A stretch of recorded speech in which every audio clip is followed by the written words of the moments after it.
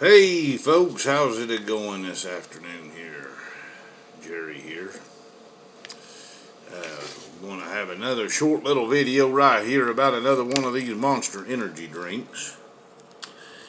And I've never done one on this one, folks, but the thing about it is, this one has got one major thing that I want to show you guys.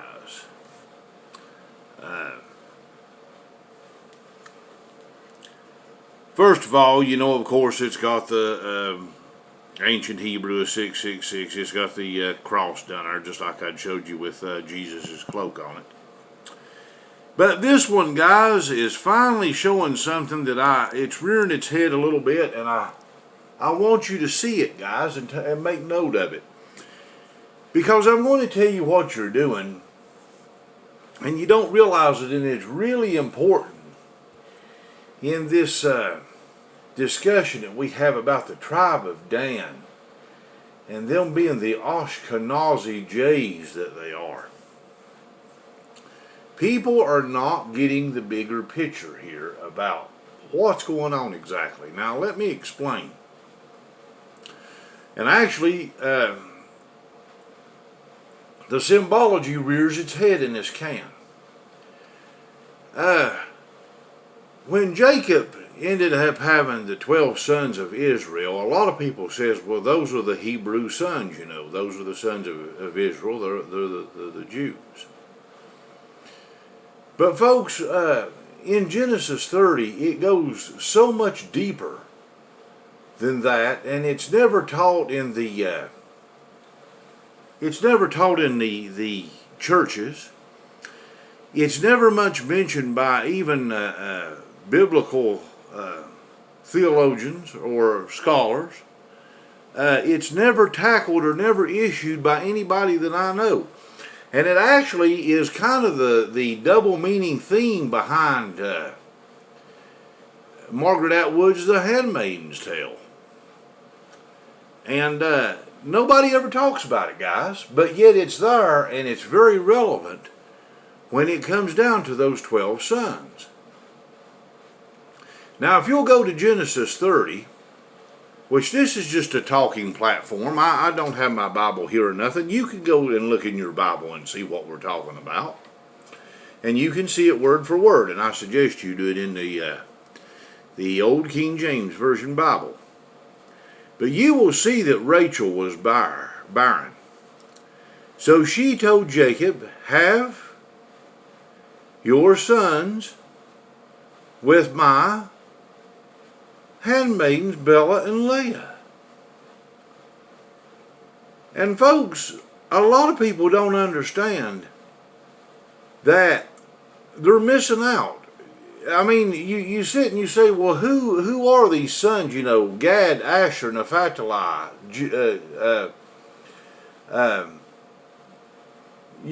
Simeon, Judah.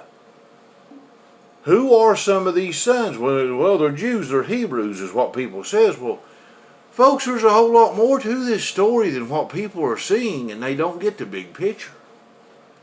So I want to tie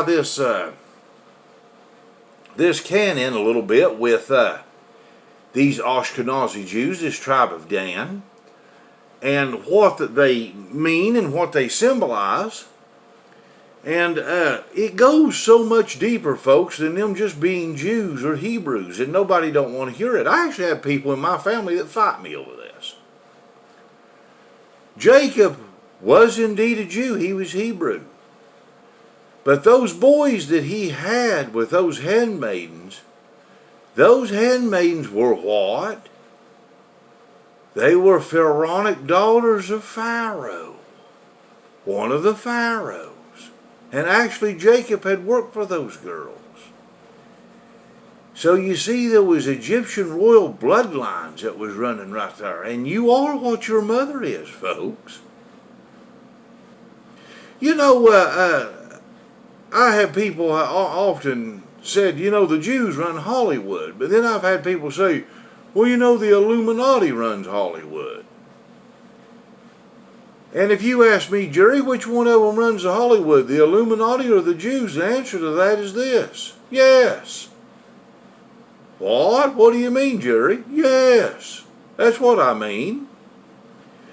Yeah, it's Jews that runs Hollywood, guys, but it's also the Illuminati. And when you see the symbol of what the Illuminati is, what do you see? A pyramid. Who was their mother? A Pharaonic handmaiden. Who was their father? A Jew.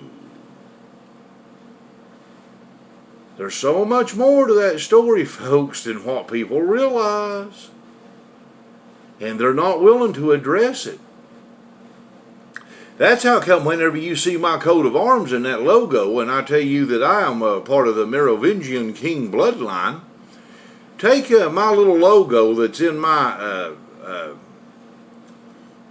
Atwood coat of arms, and actually if you want to, go look up the Atwood coat of arms and go to the blue belt that I've got on my little logo, and you will see the tribe of Judah in the middle of my shield, the line of the tribe of Judah, which is Jewish, of the house of King David.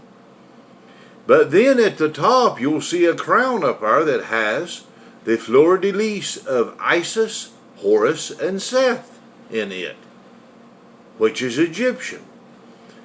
And I don't know if many of you know this or not, but all these kings and queens of the world, folks, they're all of pharaonic origin.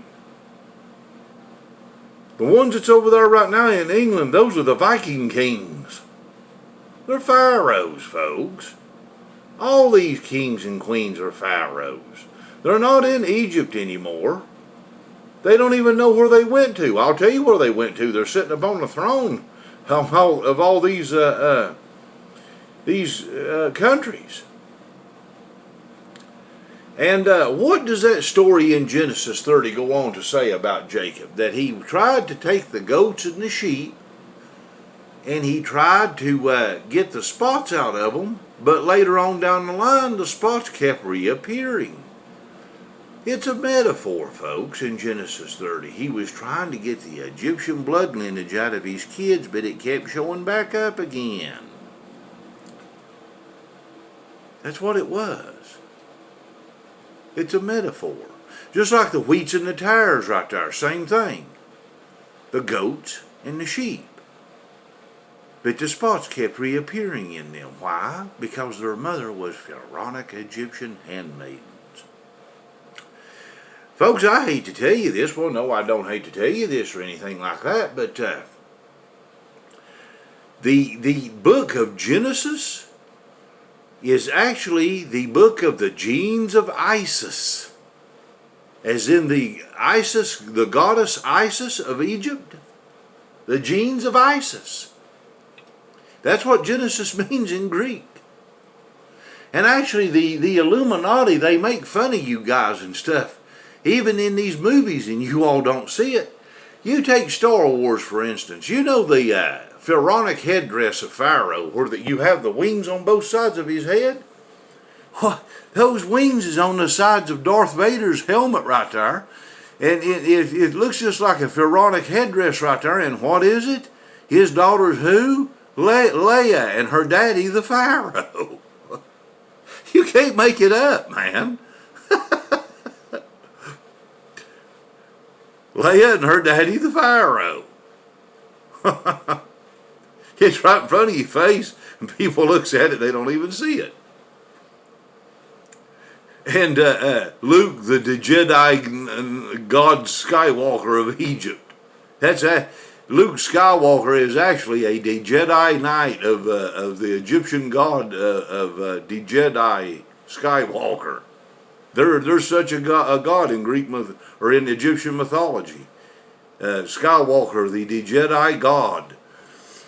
So it's all Egyptian, folks, and I mean that's her daddy, the Pharaoh there, you know, Princess Leia.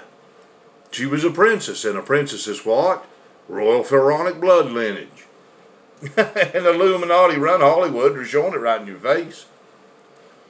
It's amazing to me, folks. But you take a look at it right here. They've made this. This is the tribe of Dan right here. They've got the pharaohs and stuff in them. And look at all this. They finally reared their head with where they are and where they're from. Look at that. Look at the pyramid. You got the Templars V in the middle of it too, for the non-primogenitors of the Knights Templars. And I mean, if you take a good hard look at that whole entire can, you will just simply see that this has just got, it's eat up with Egyptian hieroglyphs. You know, if you go take a look at Jacob Rothschild and take a look at his estate, what do you see when you first come to him? Sean Harras, he done a video on that one time of the Rothschild estates in Switzerland. They've got the Sphinx. He's got Sphinx at the front of his driveways, of his big royal castles. Sphinx. See? What does the Revelation 2:9 tell you? Those who say that they are Jays that are not, but are of the synagogue of Satan, that's because they're Pharaohs, people. I'm going to tell you something, and a lot of you may actually turn against me for this, but it's the truth, and I'm just not going to lie about it. I've had a lot of people tell me, Jesus Christ, Jerry, is a Jew right there. He's the king of the Jews. Folks, Jesus Christ was no Jew. He was the Son of God. All the elevated sons of God are of the blood lineage of the Pharaonic blood lineage. Jesus was a Pharaoh. He wasn't a Jew. One thing, Mary was eat up with those handmaid Pharaonic bloodlines of her right there, and then God being his father also. Jesus was a Pharaoh. That's why he didn't like what the Pharisees were doing. Which the Pharisees, that's a direct byproduct of Pharaoh, Pharaoh. He didn't like what they were doing because they were deceiving the people. And the people were of a direct lineage of Adam and Eve. There's a big difference there, guys, and a lot of people don't understand it. You ever heard the old saying, you treat me like dirt? Well, Adam was made from dirt. These pharaohs and stuff, they're not. They're made from, they're a result, and you would know it even more if you read the book of Enoch. They are a direct result of angelic beings breeding with humans. And in Jesus Christ's particular situation, his father was God. And all of the godly bloodline, folks, it's all ultimately what you would know as the Pharaonic lineage of the bloodline. They're all sons of God. What does it say in Isaiah there? Out of Egypt I knew my son. Talking about Jesus. So now you know the big mystery of why Jesus was absolutely so intelligent and so overwhelming and just full of knowledge and full of love. Full of his Father. And his Father was no Jew. He didn't say, let us make Adam just like us. He said, let us make him just like our image. See, here's basically what it boils down to. Adam is a human. And a human in Greek is the image of a man. Not a man, but the image of a man. When he said, let us make man in our image, he was talking about the angels because he had made the heavens and the earth. So then when he said, let us make man in our image, he was talking about the angels, okay? Why do you think that Jesus often says that he's the Son of Man? You know he's not talking about humans walking around here on earth. Has anyone ever addressed that? Why that Jesus says he's the Son of Man? He's the Son of Man because he's literally the Son of Man. Just like God said, let us make man in our own image. When he says man, he's talking about angelic beings, our folks. Adam is not a man, he's a human. He's the image of a man made from dust. Okay? That's the difference. That's the reason why these people are ruling and the dustman cows are not. That's what they consider people from Adam right there to be dustman cows. I hate to say it, folks, but it's the truth. There's a big difference between them because their intelligence is so much more than an average human. So whenever you see that somebody has got a humanitarian effort going, you know now what it is. And whenever Jesus ends up saying that he is the Son of Man, you know what it is, because he's the Son of God. See, you look on the eye of providence on the back of the $1 bill, folks, and of course that's the wrong cornerstone. That's the wrong one. You know it's the false Messiah. But then again, too, on the other hand, you know that he's still trying to imitate exactly himself as God. And what are you looking at there, folks? A pyramid. They're all sons of God. Jesus Christ was a Pharaoh. Jesus Christ was not a Jew. He was a Pharaoh. And the Pharisees, they were Pharaohs.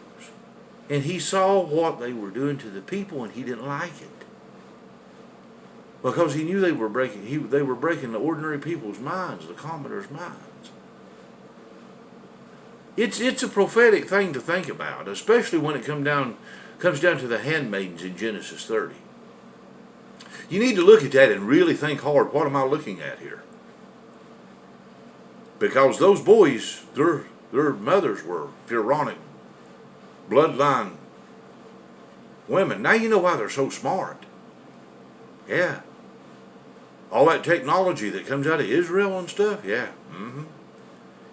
Yeah, the fact that Jared Kushner's the big dark web Zionist like he is that can come up with all that stuff. They're not ordinary human beings, folks, okay? There is so much more to the story of the Hebrews than what you realize. They're just not ordinary people. Most of them, anyway. There was 2 of them right there that actually Rachel did end up having, you know. But the others was from those Pharaonic handmaidens. And actually, you know, Atwood is of the tribe of Judah, just like Margaret Atwood, and they call her the Queen of Canada. So now you know why that it is when you look at the coat of arms of these kings or queens, they proclaim that they are of the tribe of Judah, or they are of the tribe of the Hebrews somewhere, but then they've got these Pharaonic crowns that's also in their coat of arms that represents Egypt, but then again represents the Jewish blood lineage too. Both of it runs parallel. You need to understand the Pharaonic link, folks, when it comes to that, because there is one. Look at this can. This was made by the Ashkenazi Jews, and what do you see, folks? A pyramid. It's a profound concept, and I know it's hard to understand. But anyway, I thought I would mix that in with this, and too, by the way, this gold color matters too, because gold is the color of the Saturnalia god, Saturn, the sun, the Saturn, you know, like the hex at the top of the planet Saturn. It's the devil, the Saturnalia god, gold.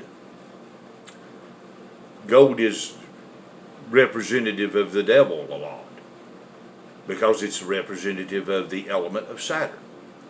That's why the woman, the whore of Babylon, has a golden cup in her hand in Revelations. But we'll talk more about it. I mean, if you have any questions, ask me. And we'll be honest, it's an open forum, folks. I'm open to criticism. I'm open to us discussing things like this. But stuff like that is not talked about in the churches. Why? Because most of these pastors just don't understand it, so they avoid it. And me, I get all the hot potatoes. And I get criticized for it too. Thank you for watching my video.